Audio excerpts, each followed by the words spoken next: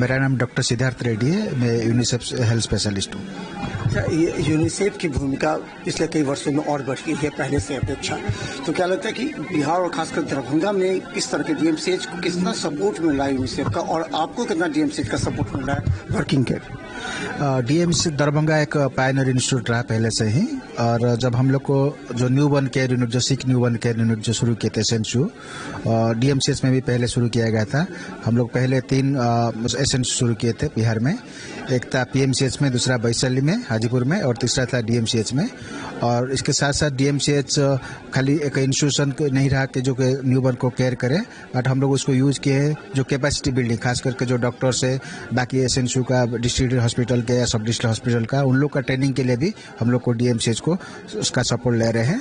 और उसके साथ साथ जो गवर्नमेंट ऑफ इंडिया का फ्लैगशिप प्रोग्राम है, जैसे IMNC हो या बीएनसी हो या फिर लक्ष्य हो, लेबर रूम हो, रूटीन इम्यूनाइजेशन मॉनिटरिंग हो, ये सब में भी हम लोग KMC प्रोग्राम हो यूनिसेफ मैंने डीएमसीएच का सपोर्ट में हम लोग काम कर रहे हैं। और डीएमसीएच बहुत हेल्पफुल रहा है कि खास करके जो मैटरनल मोर्टेलिटी और न्यू बॉर्न मोर्टेलिटी रिडक्शन के लिए, और इनका जो सपोर्ट रहा है बहुत अच्छा रहा। आगे और क्या प्लानिंग है और ज़्यादा करने के लिए यहाँ? नहीं, क्योंकि ये 100 ईयर्स सेलिब्रेशन हो रहा है, अब जो कि फैकल्टीज जो या जो एलुमनी से बिहार से, पूरा बिहार से और इंडिया से और ग्लोबल से आए हैं, तो हम लोग चाहते हैं कि जो वो लोग अपना द्वारा जो भी सपोर्ट करे यहाँ पे, और खास करके जो प्राइवेट इंस्टीट्यूशन है वो भी सपोर्ट करे, सो दैट कि हम लोग जो हमारा टारगेट है SDG का टारगेट हम लोग अचीव कर पाएंगे उनका वॉलंटरली सपोर्ट द्वारा।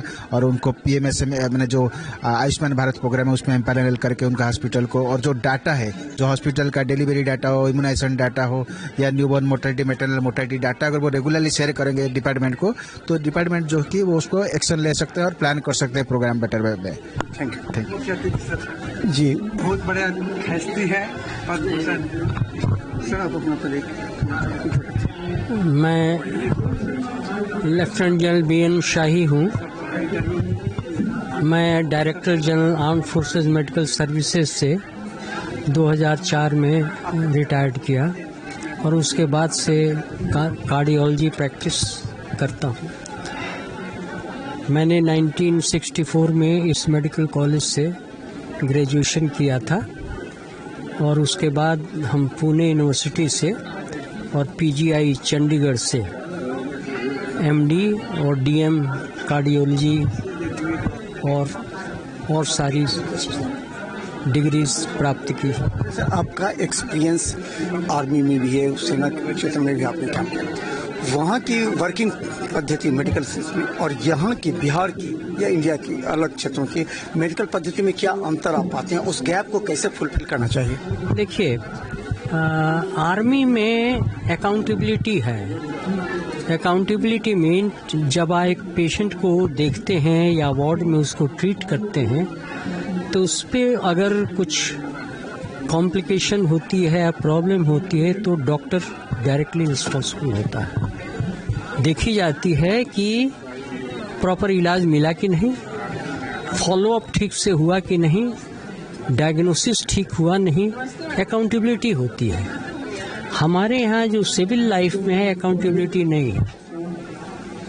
पेशेंट को दवा दे दी जाती है, उसके बाद वो घर चला जाता है, उसको क्या होता है बाद में फीडबैक का कोई कुछ नहीं, फीडबैक कुछ नहीं मिलता। हमारे यहाँ फीडबैक का सिस्टम है, और every doctor is responsible, accountable for his patients. तो इस मेंटेलिटी को इस क्षेत्र में भी विकसित करने के लिए, क्योंकि आप आए तो यहाँ पर कार्यक्रम में आप आदर्श हैं, आइडियोलॉजी हैं यहाँ के तमाम डॉक्टरों के लिए, तो इस शब्द को डॉक्टरों तक पहुँचाने के लिए, ताकि वो जब वर्किंग एटीट्यूड करे वो मरीजों पर, तो ये बातें ध्यान दे कि डिसिप्लिन होना चाहिए और फिर वर्किंग एटीट्यूड होना चाहिए कि आप रिस्पॉन्सिबल हैं हर एक चीज़ के लिए। उसके लिए बड़ा ज़रूरी है कि एक प्रोफेशनल एटमॉस्फेयर बनाई जाए। हमारे यहाँ बिहार में हो और भी स्टेट्स में है, टीचर्स की बड़ी कमी है। मेडिकल कॉलेजेस खुल रहे हैं लेकिन टीचर नहीं हैं। टीचर नहीं होने से जो स्टूडेंट है या जो MBBS पास करते हैं, उनकी जो सोचने की शक्ति है, डायग्नोस करने की शक्ति है, वो बिल्कुल कम हो जाती है। तो इसमें वर्कशॉप होना चाहिए, इसमें वर्कशॉप काफी ये तो डेली का काम है। टीचर को टीचर मिलना चाहिए, स्टूडेंट्स को रोज गाइडेंस मिलनी चाहिए, पढ़ाई करनी चाहिए मेडिकल कॉलेजेस में, लेकिन हमारे पास टीचर है ही नहीं। टीचर चाहिए, बहुत जरूरी है ये। तो आखिर इस मेडिकल सिस्टम को और डेवलप करने के लिए बजट भी कम हो जाते हैं, बजट भी कम आते हैं। अगर इसको कंपेरेटिवली देखा जाए अन्य स्टेट्स, केरला को देखा जाए, तमिलनाडु, साउथ में का जो डायग्नोसिस होता है वो बहुत बेटर होता है, वहाँ के लोग विश्वास जाते हैं। तो उत्तर भारत में, नॉर्थ इंडिया में इस तरह का क्यों नहीं लोगों के ज़्यादा? साउथ इंडिया में जी, साउथ इंडिया में मेडिकल ट्रेनिंग ज़्यादा बढ़िया है। जितने मेडिकल कॉलेजेस साउथ में हैं उनमें रेगुलर पढ़ाई होती है, अच्छे अच्छे टीचर्स हैं जो पढ़ाते हैं, और वो प्रैक्टिस नहीं करते हैं, उनके प्रैक्टिस के बदले में उनको कंपनसेट किया जाता है। हमारे यहाँ वो सिस्टम नहीं है। देखिए आज हम ऐसे चिकित्सक से मिला हैं जो कि पूरे आर्मी क्षेत्र में भी उन्होंने काम किया है, काफ़ी डिसिप्लिन मेंटेन करते हुए वो यहाँ की मेडिकल व्यवस्था को और विकसित करने की बात कर रहे हैं। और हम doctor AK Sinha, Ashok Kumar Sinha from Ranchi, Darbhanga में पास किए हम 1968 में, और 68 के बाद में हम वहाँ पर पतरातू थर्मल पावर में चीफ मेडिकल अफसर। अभी हम रिटायर किए 25 वर्ष हो। अच्छा, तो उस समय की पद्धति यहाँ की मेडिकल अभी के क्या अंतर है? बहुत अंतर है। उस समय हम लोगों के समय में तो कुछ था ही नहीं इन्वेस्टिगेशन, अभी तो डायग्नोसिस के लिए बहुत सारे साधन आ गए। उस हिसाब से एटीट्यूड में डेवलपमेंट हुआ कि नहीं? क्योंकि अगर मान लीजिए सारा व्यवस्था हो जाए, बिल्डिंग बन गए हैं, इक्विपमेंट्स आ गए हैं, लेकिन जो मेंटेलिटी है, वर्किंग मेंटेलिटी, वो किस तरह विकसित होनी चाहिए? देखिए यहाँ पर तो 2 तरह के पेशेंट होते हैं।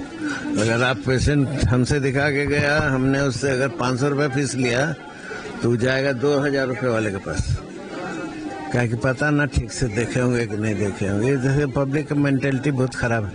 और हमको इसको हमारे स्पिरिचुअल पर बात कीजिए ना, इस पर छोड़िए ना। इस पर क्या स्पिरिचुअल मेडिकल में क्या इसका मतलब उस अटैच है? देखिए हर मौसम में या हर जमाने में जो धर्म का एक अपना स्थान था।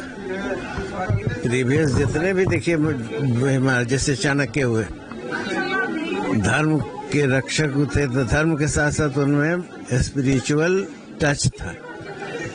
हर जितने भी धार्मिक कार्य होते हैं वो सब स्पिरिचुअल टच के साथ होते हैं, इसलिए उसमें गड़बड़ होता है। और चूंकि स्पिरिचुअल पूरा नहीं, स्पिरिचुअल जो है वो पूरा नहीं होता है, उसमें नॉन स्पिरिचुअल लोग और एंटी सोशल एलिमेंट लोग मिल जाता है ना, इसीलिए स्पिरिचुअल से आदमी लोग भड़क रहा है और उसका फेथ खत्म हो रहा है। इसीलिए they go away from all religion, और जो उनका भीतर की जो शक्ति है, जो स्पिरिचुअल शक्ति जिससे वो अपने जीवन को बेहतर कर सकते हैं, वो मिस करते जाता है। सर आपका पूरा इंट्रोडक्शन जी।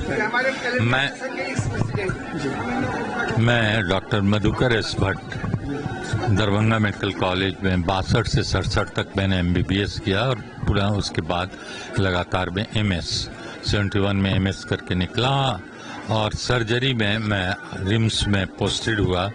वहाँ मैं एज प्रोफेसर हेड रिटायर किया सर्जरी से 2003 में।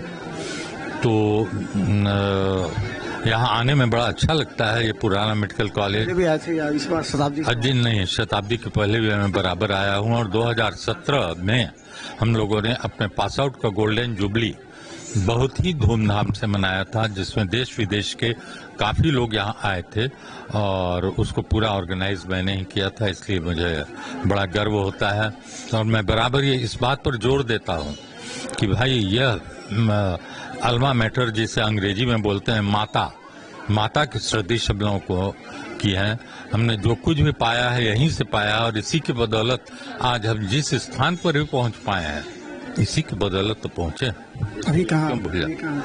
अब तो मैं रांची में ही रहता हूँ, रिटायर्ड लाइफ लीड कर रहा हूँ, लेकिन मैंने समय बर्बाद नहीं किया। अपने मेडिकल ज्ञान का उपयोग मैंने एकल आरोग्य फाउंडेशन एक प्रकल्प है, यही वो जो विलेज में मुख्यतः कार्य कर रहा है। जहाँ जहाँ हेल्थ उत्पाद नहीं पहुंच पाया, वहाँ हम लोग ग्रामीण क्षेत्र के मरीजों ग्रामीण क्षेत्रों के मरीजों के बीच तरह तरह की योजनाओं के माध्यम से, और वो काम बहुत सुचारू रूप से चल रहा है पूरे भारतवर्ष में करीब करीब। धन्यवाद। लगातार हम आपको दिखाएंगे जो डॉक्टर्स आए हुए हैं उनकी आइडियोलॉजी क्या है, आखिर वो किस तरह अपने दुख सुख में जो उनके बैचमेट रहे उनसे किस तरह का व्यवहार है। चलिए हम आपको दिखाते हैं।